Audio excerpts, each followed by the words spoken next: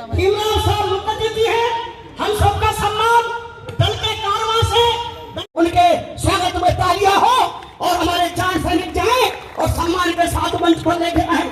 सामने की सीट कोई खाली करे, ये रिक्वेस्ट होगा सागर जी अपनी सीट छोड़े और उनको बिठाने का काम करें।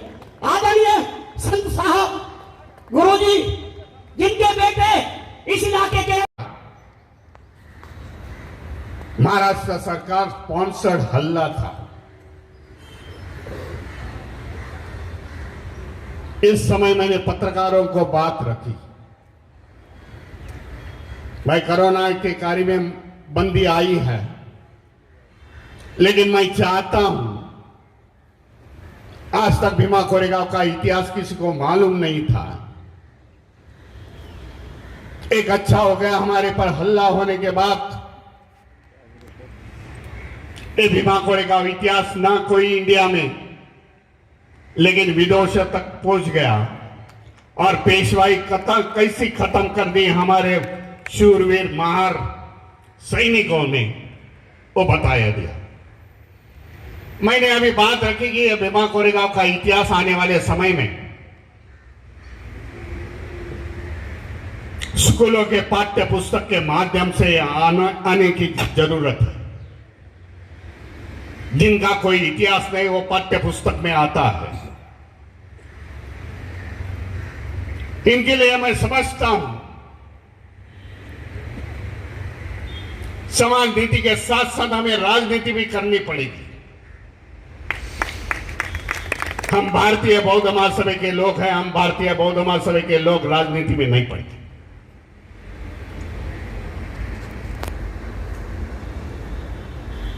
लेकिन उमेश सिंह को मैं धन्यवाद देता हूं। समता सैनिक दल का अध्यक्ष करने के बाद राजनीति का प्लेटफॉर्म मुझे ओपन कर दिया थोड़ी बार को, क्योंकि समता सैनिक दल का सैनिक सामाजिक और संरक्षण के नई राजनीति बाबा साहब ने उसके ट्रस्ट डीड में बताई हुई है। तो थोड़ा सा हमारा वक्त, हमें राजनीति में थोड़ा हमें बदलाव होना चाहिए, परिवर्तन होनी चाहिए। 10 दिन उत्तर प्रदेश का हमारा मकसद ये था कि ज्यादा से ज्यादा लोगों से मिलते जाए, उनको संवाद साधते जाए, उनकी सोच क्या है आने वाले चुनाव में जो फरवरी और मार्च में होने जा रहे हैं, उत्तर प्रदेश में है, पंजाब में है। वैसे गोवा छत्तीसगढ़ है लेकिन मैं दोनों पर कंसंट्रेट करना चाहता हूं, उत्तर प्रदेश और पंजाब में।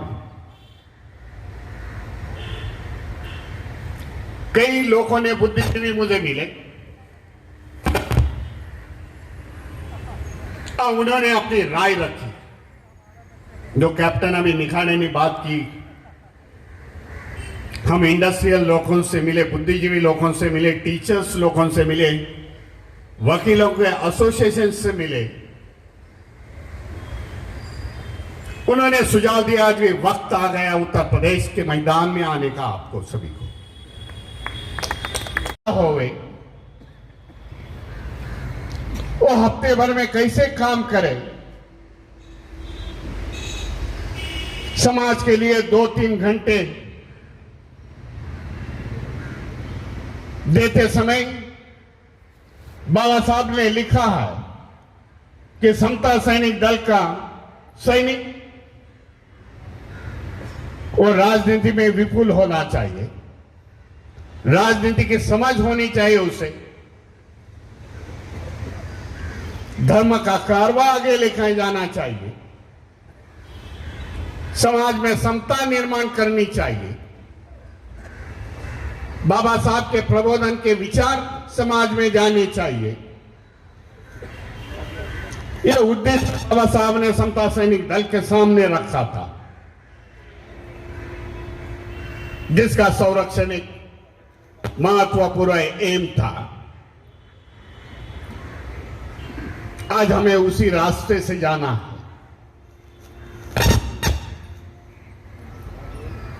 इसके लिए देश में, पूरे देश में समता सैनिक दल का सैनिक काफी संख्या से हमें बढ़ाना पड़ेगा। छोटी सी संख्या नहीं तो हजारों में हमारे सैनिक हो गए। पिछले 17 तारीख से मैं पूरे उत्तर भारत में भारतीय बौद्ध महासभा का धम्म का प्रचार और प्रसार कर रहा हूं कि 2 साल कोविड के कारण, कोरोना की महामारी के कारण बाहर निकला नहीं। कोरोना का शिकार मैं भी बना था, कुछ दिन मैं हॉस्पिटल में था, लेकिन मैं आज देख रहा हूं जो मैं शुरुआत 17 तारीख से मेरठ से की, जो 8वीं शुरुआत है, आज मैं 24 तारीख के आपके बीच में खड़ा हूं और शाम को बंबई निकल जाऊंगा। शुरुआत और एंड मुझे अच्छे लग रहे हैं। 17 को मेरठ में मैंने भारतीय बौद्ध महासभा का सभी गुटों का इकट्ठा सम्मेलन किया।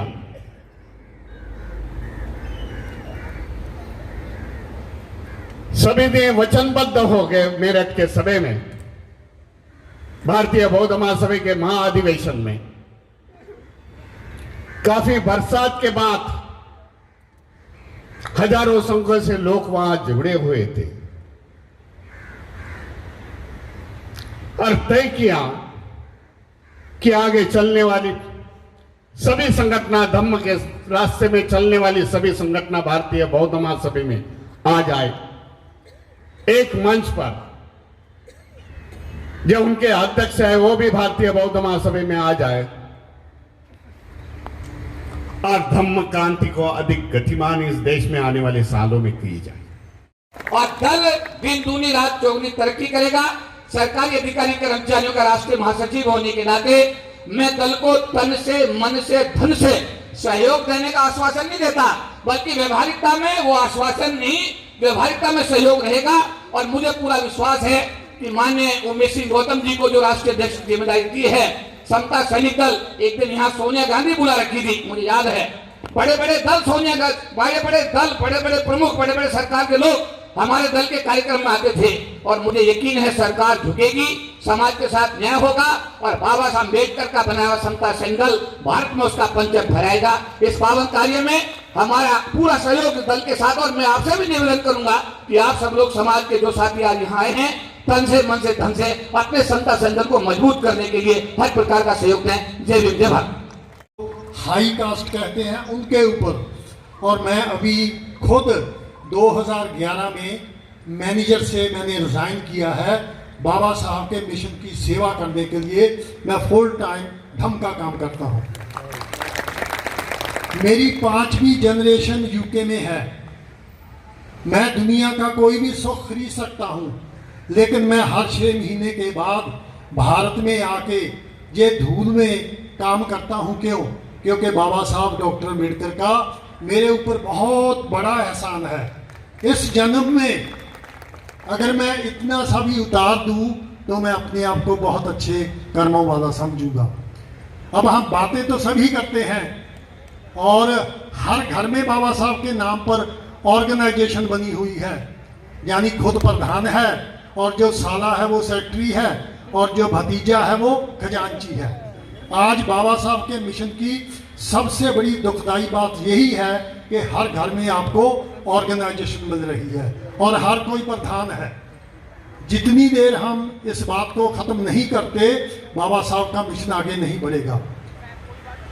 हमने यूके में 1973 में, कुछ मुझे हिंदी में कहने नहीं आते, तो हमने बाबा साहब का जो पोर्ट्रेट है वो हाई कमिश्नर के ऑफिस में लगाया था। यहाँ प्रोफेसर गोगले बैठे हैं, वो जानते हैं, या KP चौधरी जानते हैं, बाकी मेरा ख्याल किसी को नहीं पता। तो हमने 1973 में, जो दुनिया में सबसे बड़ा हाई कमिश्नर है, 1973 में बाबा साहब का पोर्ट्रेट लगाया। और हर साल 14 अप्रैल को, कोई भी दिन हो, कोई भी मौसम हो, मैं मौसम इसलिए कहता हूँ कि एक साल मई के महीने में वहाँ बर्फ पड़ी थी और दिन कोई मैं इसलिए कह रहा हूं कि सैटरडे संडे तो छुट्टी होती है, लेकिन वीकडे में आप भारत की तरह छुट्टी नहीं कर सकते। लेकिन हम 14 अप्रैल के दिन ही बाबा साहब का जन्मदिन वहाँ पे मनाते हैं और इंटरनेशनल लेवल पे होता है।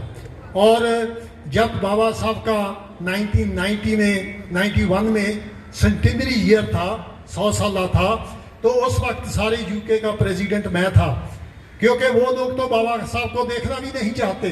तो अब हमने सोचा कि इनकी छाती पे पीपल का पेड़ कैसे लगाया जाए।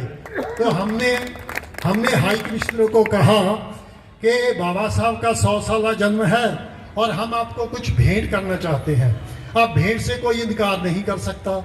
तो हम बम्बे बाग स्टूडियो जो है वहाँ से बाबा साहब का बस्ट स्टैचू 4.5 फुट का बाई शिप हमने भेज दिया, क्योंकि जो भारत है वो तो एक भिखारी देश सारी दुनिया में माना हुआ है। तो मुझे हाई कमिश्नर ने फ़ोन किया कि विरदी साहब, बाबा साहब का जो आपने प्रेजेंट भेजा वो तो आ गया, लेकिन उसको अंदर रखाने के लिए क्रेन का खर्चा आएगा, वो कौन देगा? तो मैंने कहा भाई, हम जो बाबा साहब के लिए स्टैचू बम्बे से ला सकते हैं तो बाहर सड़क से हम आपके अंदर नहीं ले जा सकते, कितने पैसे हैं? तो उस वक्त उसने 282 पाउंड यानी आज का 28,000 रुपया कहा। तो मैंने कहा भाई उसके लिए फिक्र मत करो, हमारे बाबा साहब के लिए अगर 28 लाख भी लगता है तो आप स्टैचू को अंदर रखाओ। और उन्होंने एक हॉल था, यहाँ पे सारे अरे गहरे नत्थू खैरों के स्टैचू पड़े थे। मेरे लिए वो अरे गहरे नत्थू खैरे हैं। तो बाबा साहब का स्टैचू उन्होंने जैसे ये कॉर्नर है वहाँ पे रख दिया। तो 3-4 साल तो वो सारे स्टैचू पड़े रहे। एक कलकत्ते का जब हाई कमिश्नर वहाँ गया तो हम भी देखकर हैरान रह गए कि उस हॉल में सारे वो अरे गहरे हटा दिए, सिर्फ बाबा साहब का स्टैचू ही वहाँ पे पड़ा था। और उसने पहले हार पहनाया और जब वो बोलने लगा तो उसने खुद कहा कि आप सब हैरान हो गए कि सारे स्टैचू हटा दिए हैं, बाबा साहब का ही क्यों रखा है। तो आज से हम इस हॉल का नाम डॉक्टर अंबेडकर हॉल रखते हैं सेंट्रल लंदन में।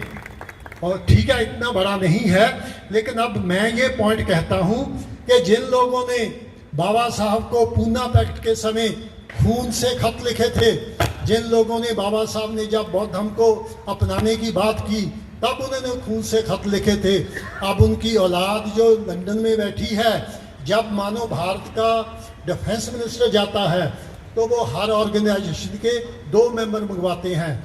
तो जब उनके घर में खत जाता होगा कि भारत का डिफेंस मिनिस्टर आ रहा है और आपको वो समझाएगा कि भारत डिफेंस के मामले में कैसा है, और नीचे लिखा होगा वेन्यू डॉक्टर अंबेडकर हॉल, तो उनके सीने में पिस्तौल की गोली नहीं, तो मैं ऐसा मानता हूं कि चक्कू जरूर लगता होगा कि मैं अंबेडकर हॉल में जाके बैठूंगा।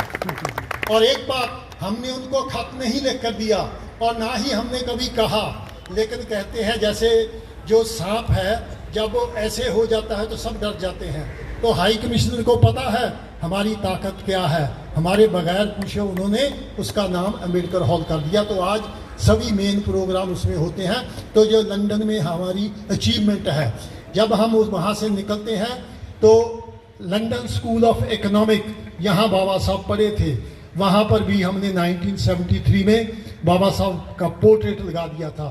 तो सेंटेनरी ईयर में